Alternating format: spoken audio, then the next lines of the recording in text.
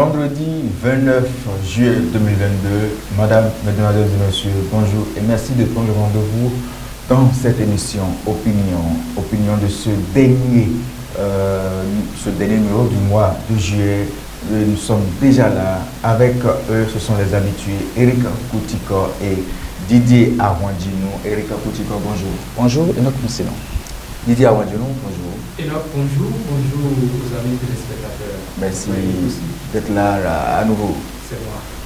Alors, sans plus tarder, nous allons démarrer avec la première rubrique d'opinion de ce vendredi. C'est bien évidemment la synthèse des une de cette semaine.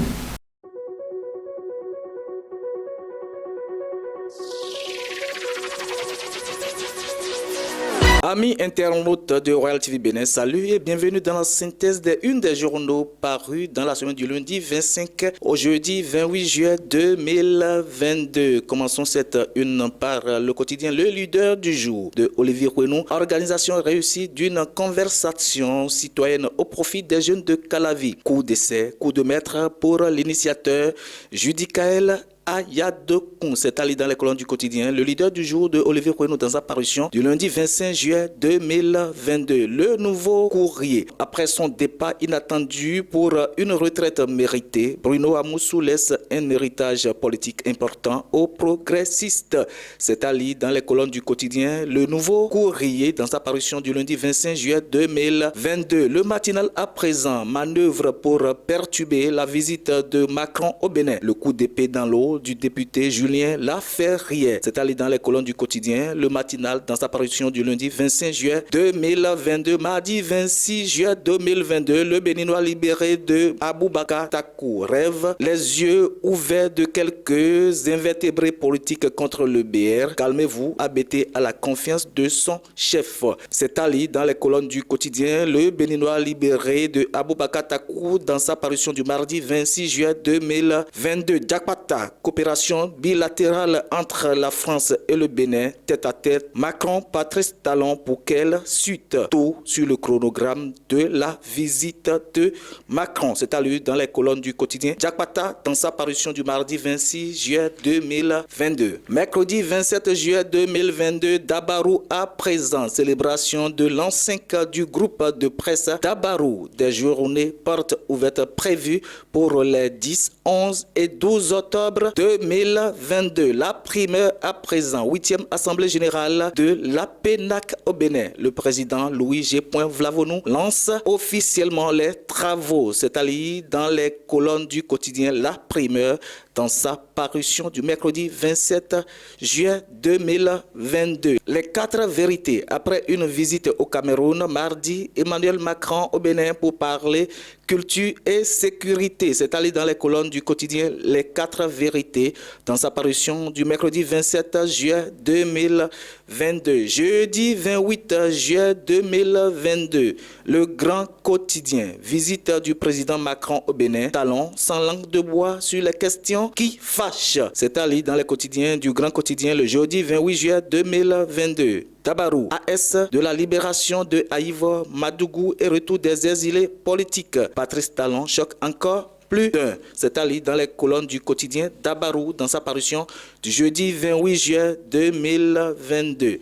Jeudi 28 juillet 2022, toujours La Couronne Info. Demande de libération des détenus politiques à l'arrivée de Macron. Madougou et Haïvo, bout du tunnel, encore loin. C'est allé dans les colonnes du quotidien La Couronne Info dans sa parution du jeudi 28 juillet 2022. Toujours dans les colonnes du quotidien La Couronne Info. Pas de détenus politiques au Bénin. La réponse de Léadi à Patrice Talon. Il n'est pire sourd que celui qui ne veut point entendre. S'insurge l'Esmer de Cotonou, Léadi Vinayon Soglo dans les colonnes du quotidien La Couronne Info dans sa parution du jeudi 28 juillet 2022. Amis internautes de Royal TV Bénin, c'est la fin de cette synthèse des canards parus dans la semaine du lundi 25 au jeudi 28 juillet 2022. Merci de l'avoir suivi et à la semaine prochaine pour un nouveau numéro.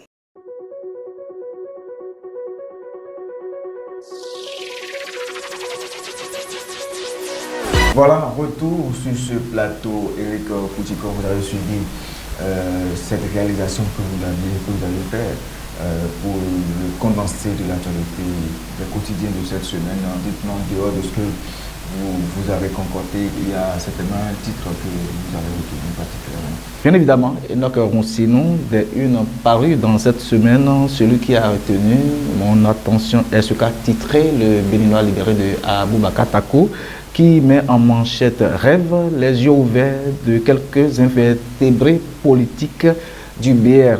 Calmez-vous, ABT a la confiance de son chef.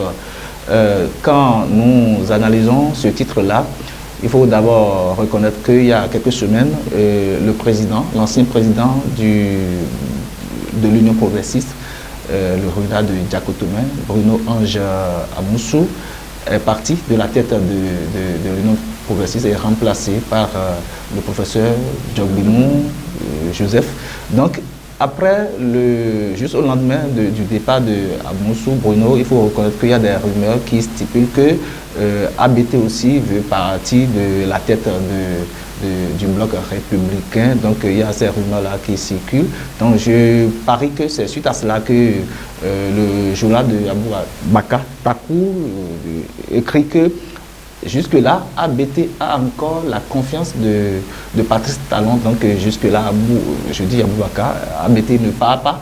Il reste le numéro 1 de ce parti-là, du cheval blanc cabré.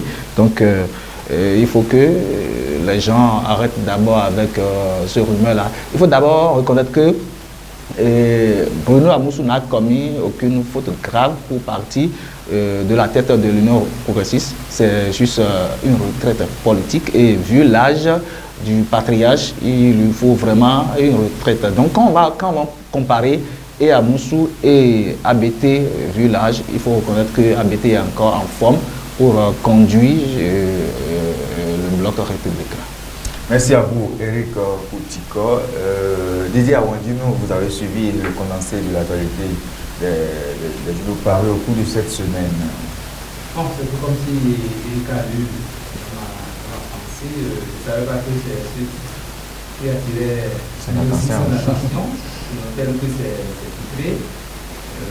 Calmez-vous, ABT a encore la confiance de son chef.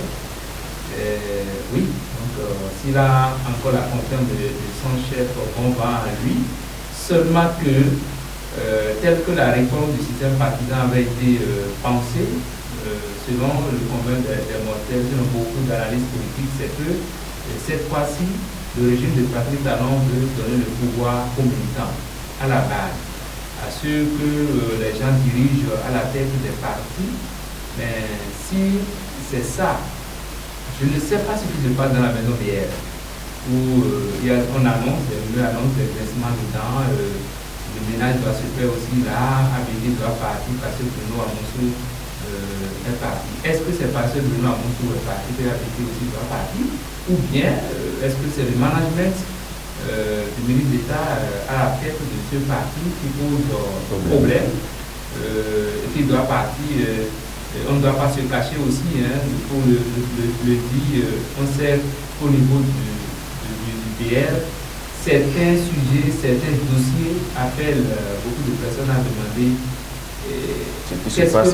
qu'est-ce que la tête du parti pense des problèmes au niveau dans les communes, des problèmes au niveau des coordinations et autres. Donc, s'il y a des problèmes et que les gens réclament le départ de celui qui est là, et que c'est parce que celui qui est là a la confiance du chef, entre griffes, il faut penser au président de la République, qui est le chef de la mouvance présidentielle.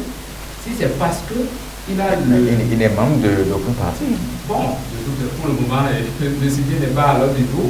S'il est membre d'un parti ou pas, il est quand même le chef de la mouvance présidentielle. Donc, si c'est parce qu'il a la confiance du chef de la mouvance présidentielle, qui peut continuer à rayer à la tête du parti malgré les graissements de dents des militants, on se demande encore on se pose encore la question de savoir que valent les militants vraiment au niveau des partis. Parce que le départ de Bruno Amoussou, sinon le ménage fait à la tête de l'UP, beaucoup se sont posé la question de savoir si c'était vraiment la caution des militants que les responsables du parti pour procéder à cette restructuration de la maison. Il y en a qui ont dit, mais comment on peut quand même changer la tête sans associer, par exemple, les militants à un congrès, à une grande assemblée et autres, peut-être au sein du parti, les dispositions sont autres. Mais avec cela, on continue de dire, vous pouvez, comme on le dit, le chien à boire. La caravane passe. Les militants BR, voilà, c'est ce qui se dit. Vous pouvez continuer à grincer les dents.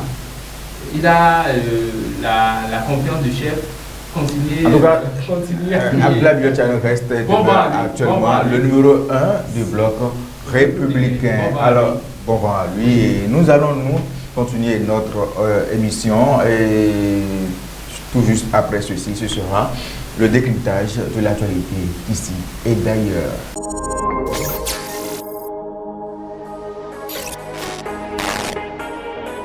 Voilà, Rick Poutico, Didier Arwantino, nous l'avons suivi nous tous cette semaine, l'arrivée du président français au Bénin, Emmanuel Macron, a séjourné 24-48 heures durant sur la terre de Kaba, Berzin et autres. Et bien évidemment, c'est Blue Guerra qui l'a accueilli à sa descente de l'avion. Et dites-nous qu'à l'issue de ces échanges, de cette arrivée du chef de l'État français, Emmanuel Macron, quelles sont les retombées, qu'est-ce qu'on peut retenir de cette visite? Merci à vous, Enoch Roussillon. D'abord, il faut reconnaître que la statue du Haut-Guerra sera inaugurée le 1er août 2022 prochain. De toutes les façons, la statue est déjà là, donc c'est elle qui a souhaité la bienvenue au président français lorsqu'il a foulé la terre béninoise le mardi soir, la nuit du mardi 26 juin 2022 passé, après qu'il ait quitté le Cameroun. Donc, il était au Bénin et puis au cours de la conférence de presse qui a eu lieu entre les deux hommes d'État, le président Macron et son homologue béninois Patrice Talon, il y a plusieurs questions qui sont sorties et la plus importante qui coule au Bénin aujourd'hui, c'est la question liée aux détenus politiques et aux exilés politiques. Quand le président Macron demande à son homologue béninois de penser à la libération des détenus politiques et au retour des exilés, sans langue de bois, je ne vous arrête pas, mais c'est une question adressée par nos consoeurs justement, c'est de Jurement du Monde, de TF1, voilà, qui ont demandé par Emmanuel Macron. Justement, c'est la question des journalistes au président Patrice Talon au cours de la voilà, donc le président Talon était droit dans ses bottes et il réaffirme qu'il n'y a pas de détenus politiques au Bénin, il n'y a pas d'exilés politiques et que au Bénin, chacun doit répondre de ses actes, et que ceux qui sont à l'extérieur, qui se disent exilés, ils ne sont pas des exilés, que ils ont choisi quitter, ils ont choisi être exilés, ils ont choisi quitter leur pays pour être pour éviter de répondre de leurs actes. Justement, donc il les invite à présent de venir répondre de leurs actes. Et bon, il faut aussi reconnaître que pour la plupart des Béninois et la plupart de la sous-région, ou même à l'international, c'est deux cas qui frappent à l'œil quand on va parler de détenus entre griffes politiques. Il s'agit du cas du professeur Joël Aïvo et de l'ancienne garde des Sceaux, Rekia Madougou. Mais on constate qu'à travers la réponse du président Talon aux confrères, le bout du tunnel est encore loin. On peut pas espérer la libération de ces deux grands hommes-là maintenant. Mais il faut reconnaître que hier soir, il y avait eu des libérations très importantes. Il y a près d'une trentaine de libérations après les échauffourées qui se sont intervenues à la veille de 2019 et 2021 aussi. Parmi ces détenus libérés, il y a Nadine Okumasu et Ouadi, vraiment ces gens qui ont recouvrer leur liberté, c'est une joie pour la nation béninoise. Revenant à Joël Aïvo et Eric Yadmanougou, il faut noter que le président Patrice Talon l'a dit, même si ce n'est pas fait en son temps, il y a des critères pour les gracier et cela sera possible. Justement, il y a... Oui, la date présidentielle, son nom est revenu au président de gracier. Donc, tout ce qui est là, comme beaucoup de Béninois le sollicite, c'est que quelqu'un frappe favorablement le cœur président pour que ces Béninois, parce que le sujet occupe beaucoup de Béninois. Tel que ça a été dit hier, on a eu une réaction venant de l'un des élus, pour ne pas nommer l'ancien maire Léali Solo, qui continue de croire, malgré les propos, malgré les clarifications du chef de l'État, qu'il y a des détenus politiques au Bénin. Qu'est-ce qu'il faut faire pour qu'on en finisse, pour que ce sujet soit vraiment clôturé, détenus politiques ou pas, c'est que ceux qui sont en conflit avec la justice, ou bien ceux qui ont de maille à partir avec la justice, qu'ils soient détenus politiques vrais, comme on le dit, ou détenus politiques sans être détenus politiques, que ceux-là puissent avoir la paix avec la justice. C'est un cadeau que beaucoup espéraient, surtout avec les rencontres entre les anciens chefs d'État et le président actuel. Le 1er août, c'est une occasion de fête nationale où on peut avoir tout ça comme de l'euphorie pour fêter. Mais le président Patrice Talon a parlé, comme on le dit, qui c'est l'avenir entre la conférence de presse conjointe donnée et puis la date du 1er août, il y a encore des jours. Il y a encore des jours. Peut-être que des choses peuvent encore se passer. On est en politique, on est au Bénin. L'impossible n'est pas béninois, comme on le dit. Nous sommes un pays de dialogue, nous sommes un pays de paix. Je me réjouis aussi de constater que beaucoup de citoyens ont été libérés. À l'issue de cette conférence, et sont mis sous contrôle judiciaire. La couleur, sinon leur couleur politique ne m'intéresse pas, c'est des Béninois. À Liboulou, on sait ce qu'il a été dans ce pays, l'ancien sous-préfet, ou préfet, des gens qui ont donné leur vie à la cause nationale et autres, Nadine Okumasu, beaucoup de Béninois. Donc, comme je le disais, ce n'est pas leur couleur politique qui m'intéresse moi, mais c'est des Béninois qui étaient en difficulté, qui ont retrouvé leur liberté. C'est une bonne chose, c'est ce que nous souhaitons. Sinon, 20 ans, 10 ans, 5 ans, ce n'est pas facile pour même une heure de privation de liberté, ce n'est pas facile. Même Gada a vu. Vous avez vu notre frère. Abiba Randessi. Vous voyez, depuis sa cellule, de Gada a vu, il a sorti un message d'excuse. Aujourd'hui, il est libre de ces mouvements. C'est des choses. On ne peut pas souhaiter que les gens aillent faire la prison à vie, que les gens aillent faire la prison 5 ans, 10 ans. Qu'est-ce que nous gagnons quand les gens doivent faire 5 ans, quand les gens doivent faire 5 ans, quand les gens doivent faire 24 ans, qu'est-ce que nous gagnons?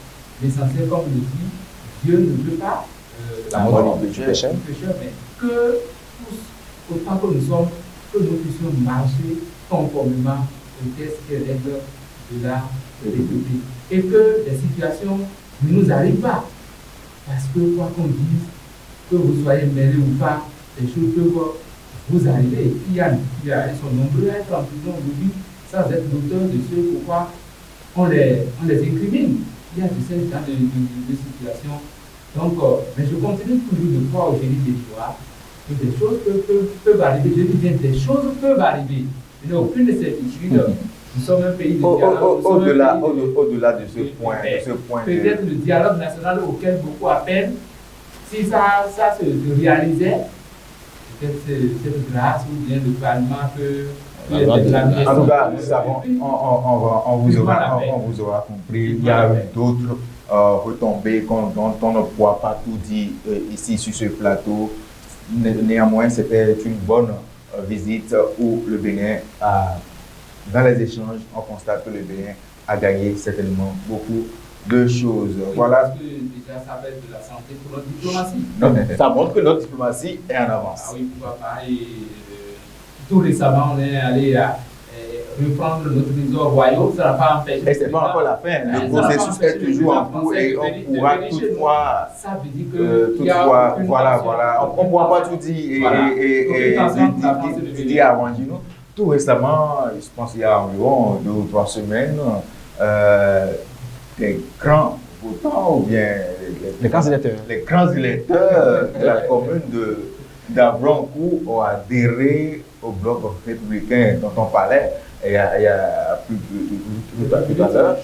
tôt, les grands électeurs de la commune d'Avrancourt, les grands électeurs, bon, ont adhéré au bloc républicain.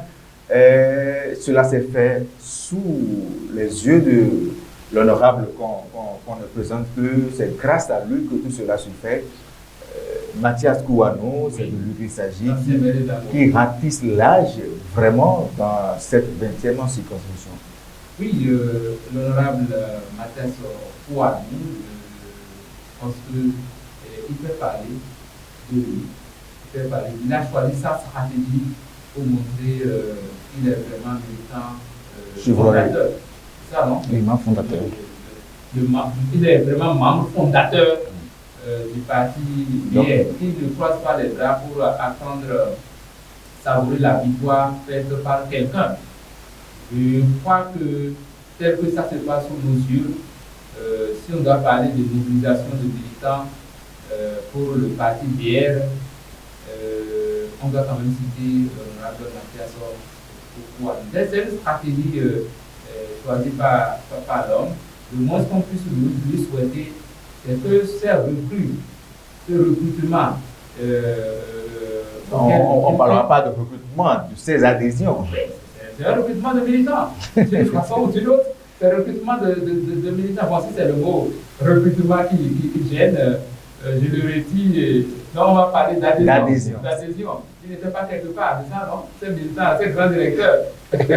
Donc, ces adhésions que nous notons, le moins qu'on puisse souhaiter, c'est que ceux-là soient vraiment fidèles à leur Mathias Kouano, pour qu'on puisse constater pour les prochaines joutes électorales que le BR a connu plus de suffrages. L'objectif, c'est un peu ça. On sait que dans la 20e circonscription électorale, ce n'est plus un secret.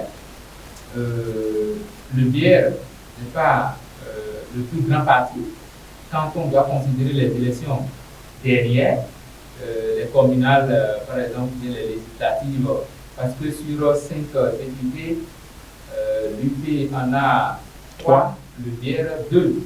Donc, l'objectif, normalement, ou bien ce que doit viser le BR, c'est comment faire pour renverser la tendance. Parce que la politique, c'est la conquête du pouvoir. Comment faire pour renverser la tendance? Donc, si avec ces adhésions, le BR peut vraiment réaliser un bon score, et bien s'enraciner, on dira c'est à la figure de l'honorable Mathias Kouano. Vous voyez là où il a commencé. Vous voyez là où il a commencé. Quand on dit à Braco, on sait, on connaît un peu la configuration politique d'Abraco. On va parler de l'Union progressiste et du PRD. On va parler de l'Union progressiste et du PRD. Et on parle des grands électeurs. Ces grands électeurs, est-ce que c'est des grands électeurs entre-temps de l'UP, du PRD ou bien des FCBE? FCBE aussi, la commune d'Abraco n'est pas une commune à négliger en termes de FCBE.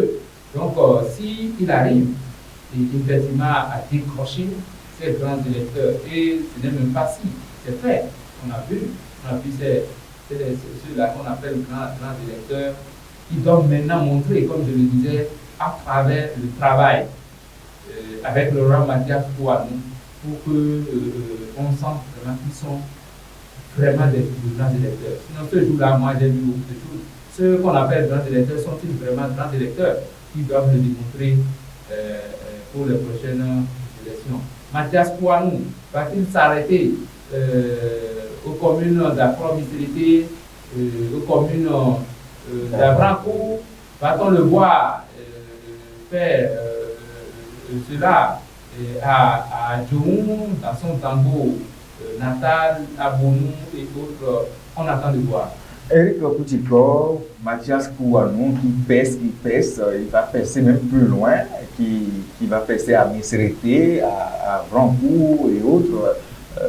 Il est devenu, on le connaissait, très redoutable à Dambo, à Djoum, Bonou, mais l'homme qui prend un nouveau manteau et qui va de l'avant, qui va dans une bastion un peu difficile et qui arrive à prendre les grands électeurs d'une commune que nous savons bien, la commune d'Avrancourt et de Missirité. C'est à l'œuvre qu'on reconnaît l'artisan, dit-on. Et Mathias Kouanou est en train de montrer de quoi il est capable. Quand on prend la 20e circonscription électorale, il n'est pas le seul militant, le seul leader du BR. Parmi eux, il y en a même d'autres députés BR. Il y en a des directeurs départementaux. Il y a pas des ministres parmi eux, ou des anciens ministres. Il y a de hauts cadres dans ce parti. Mais lui, il ne dort pas. Et il veut renverser la tendance, comme l'a dit Didier Awandinou, qu'il vous souvienne qu'aux dernières législatives, dans la circonscription électorale, on a 5 sièges, dont l'UP a pris 3 et BR 2. Mais Mathias Kouanou veut vraiment renverser la tendance. Il ne veut pas faire comme les politiciens qui dorment. Il ne veut pas faire comme les politiciens Wazapou, parce que nous les connaissons aussi. Eux autres, ils sont politiciens sur les réseaux sociaux. Mais lui, il veut toujours joindre à la parole. Et il fait ça et on voit. Il ne fait pas de tapage médiatique. Quand il fait, on voit. Il faut balayer sa cour avant de balayer le dehors. Mais lui veut faire le contraire. Parce que le dehors, chez lui, c'est vrai, il est de la circonscription. Et dans la circonscription, il y a 5 communes.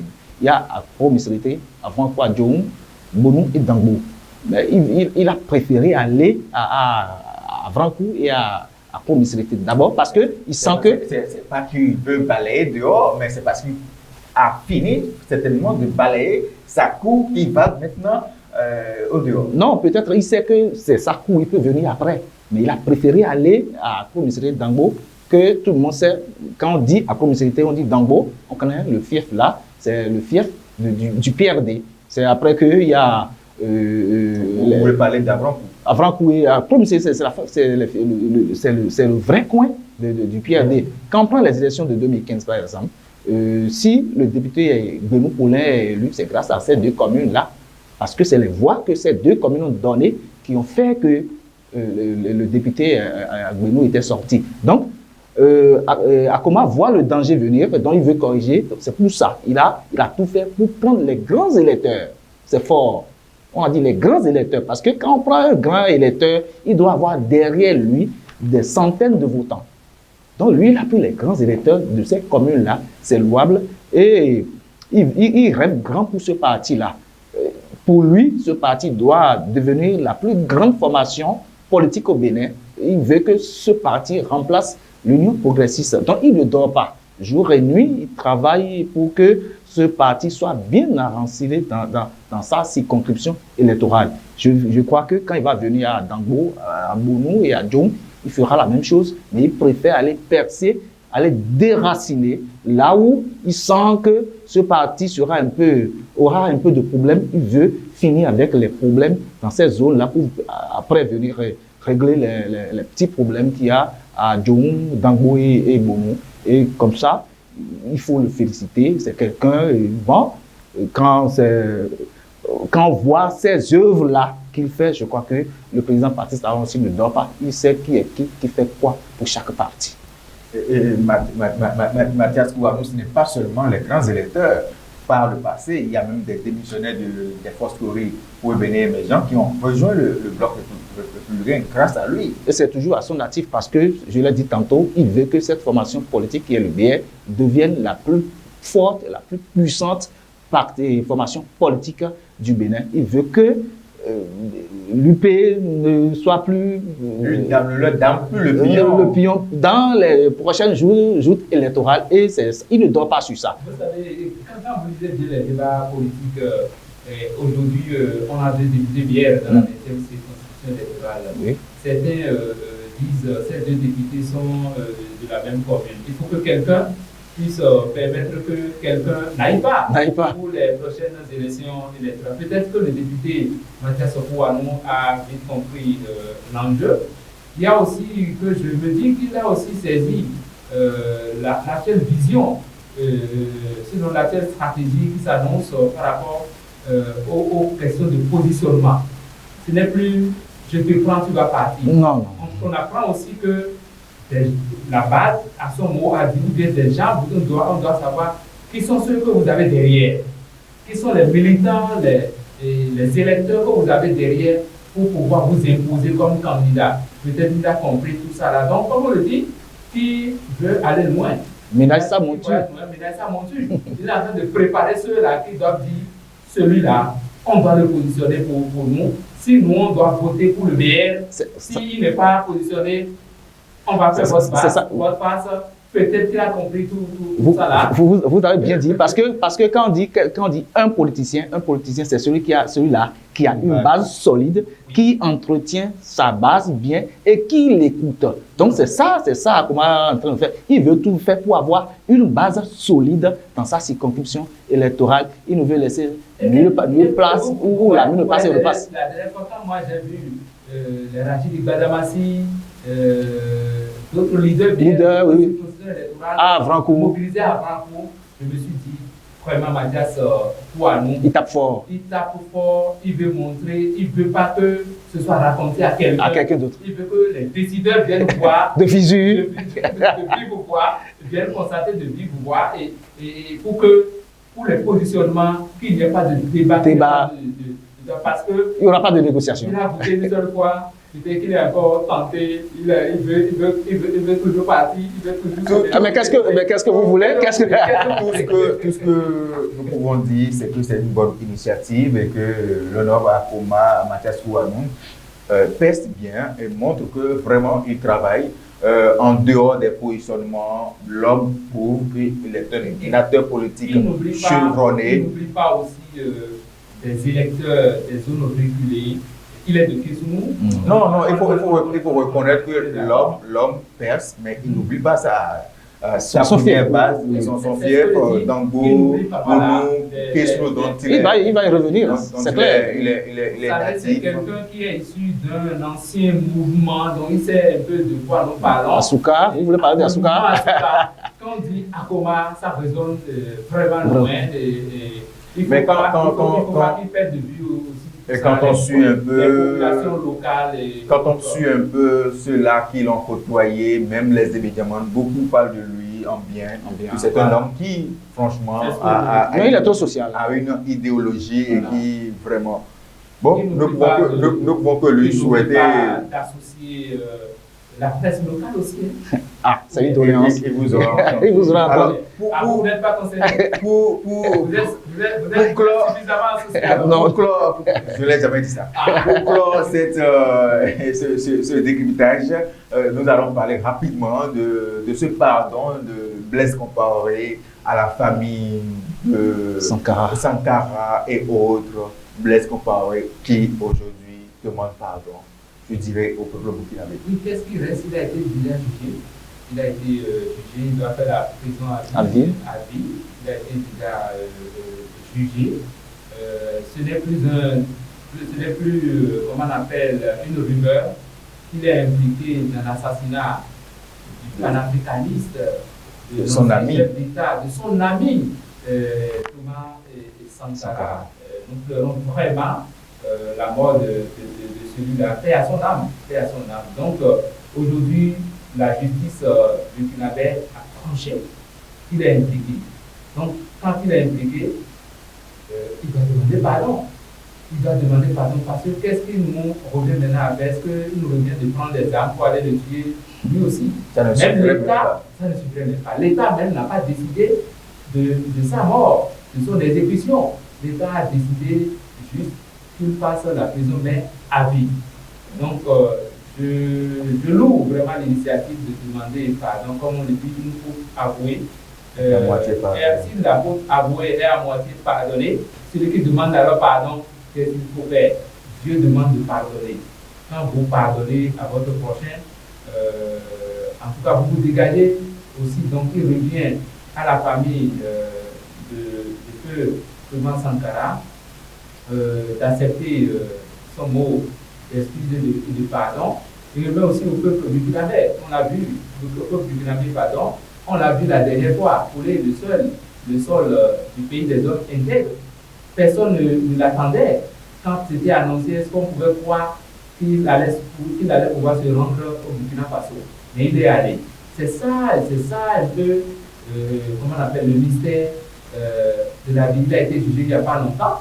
On le cherche peut-être là pour le mettre quelque part déjà en prison parce qu'il est jugé. Et on le cherche, mais il est allé dans ce pays. Donc, j'ai aimé ce qui, son humilité, on le dirait, parce qu'il a déjà montré qu'il est en faute vis-à-vis, il est en conflit vis-à-vis de l'intérêt du pays, l'intérêt de la famille Sankara, et il vient demander pardon.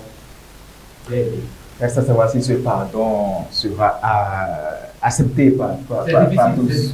Eric Oudjiko, pour clore rapidement le députage de ce matin. Dieu ne veut pas la mort du pécheur, mais plutôt sa repentance. Tuer son prochain, l'assassiner pour régner, et plus de 3 décennies après, s'être condamné à perpétuité et que vous venez demander pardon à la famille de celui-là que vous avez assassiné, paix à l'âme de l'illustre disparu, le panafricaniste Thomas Sankara. C'est fait, il est condamné. Il lui reste combien de temps à vivre sur cette terre encore? Même si on l'exécute, ça ne va plus rien changer. La famille Sankara a reçu le coup. L'épouse est encore là, elle est vivante et elle a réagi après la visite toute dernière fois de Compaoré au Burkina Faso.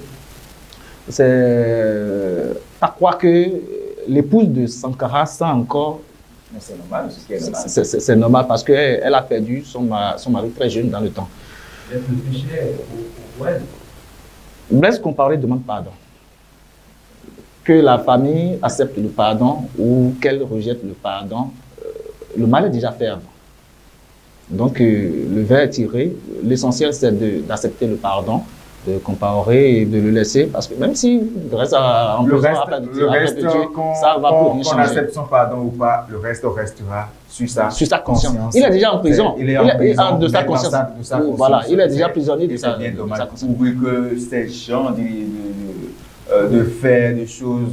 Inspirer les autres chefs d'État africains, c'est très important au pouvoir. Doucement. Voilà, nous sommes au thème de décryptage de ce vendredi 29 juillet 2022. Merci à vous, Didier Amadou, Eric Oudjiko. Merci, on se retrouve dans un instant pour la fin.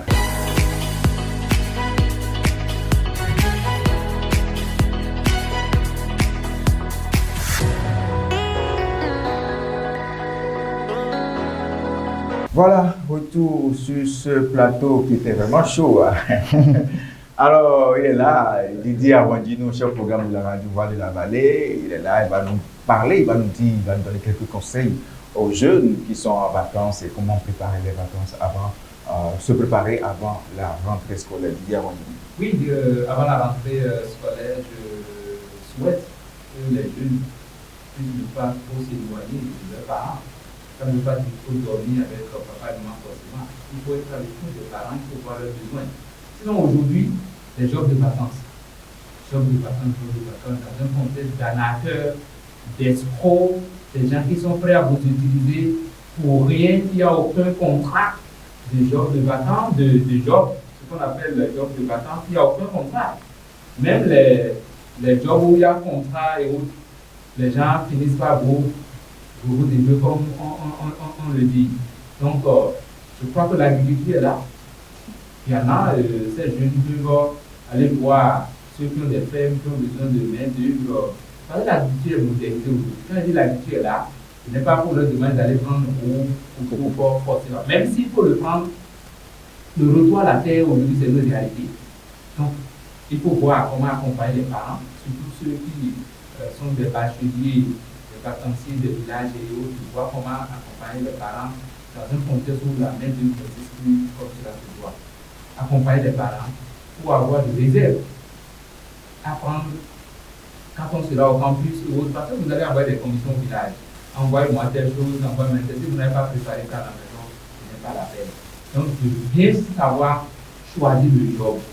Si vous ne connaissez pas les porteurs de ce job, ceux qui écrivent les papiers RAM, sur les papiers RAM, collent au niveau des carrefours, les numéros, des points stratégiques, si vous voulez tel job, contactez tel numéro, il faut faire attention. Nous sommes dans un contexte d'insécurité totale aujourd'hui. Les gouvernants font les efforts. Donc nous-mêmes là, faisons attention. C'est ce que moi je voulais dire par rapport au job de vacances. Il faut des loisirs sains, des jobs sains. Les jeunes filles, n'allez pas vous adonner à comment on appelle. Aujourd'hui, TikTok est là, il y a comment on appelle, Dubaï. Tout le monde est devenu star sur TikTok. Merci à vous, Didier Awandjinou. Il faut préserver l'activité, il faut préserver l'intégrité, parce que nous sommes jeunes aujourd'hui, nous avons un avenir devant nous. Absolument. Merci à vous, Didier Awandjinou. Merci à vous, Eric Koutiko. Le mardi 27 juillet dernier, il y a un homme qui a fêté son anniversaire. Je ne sais pas si vous le connaissez. Mardi 27 Augustin. Merci à vous. Et toute l'équipe de. Donc, qui a fait objet du premier Zoom. Le premier Zoom de cette émission. De cette émission. Opinion. Toute l'équipe de Royal TV lui souhaite heureux anniversaire. Heureux anniversaire. Même si ça vient un peu en retard. Nous sommes toujours dans la semaine de l'anniversaire. Donc, il va prendre à profit le week-end de la fête de l'indépendance, certainement pour ce que vous savez. Donc, voilà, oui. Il sait. Honorable Augustin Serobo, voilà, vous êtes informé et merci à vous. Voilà, joyeux anniversaire à vous et plein succès dans vos ambitions. Nous sommes à la fin de cette émission. L'indépendance, c'est lundi prochain. Nous en parlerons le vendredi prochain, si Dieu le veut. Eric Koutiko. Merci à vous, Enoch Awandjinou, Enoch Sinou et amis de Royal TV Bénin, merci. Didier Awandjinou. Amis téléspectateurs de Royal TV Bénin, merci de nous avoir écoutés, de nous avoir regardés. Et on se dit à très prochainement pour un autre numéro de Opinion. Merci à vous, Didier Awandjinou et Eric Koutiko. Et Opinion de ce 29 juillet 2022. C'est déjà fini. Merci à vous de nous avoir suivis. Merci à vous et très bon week-end, un long week-end, très bon week-end de la fête de l'indépendance. Bonne fête de l'indépendance à toutes et à tous. Et à vendredi prochain, si Dieu le veut.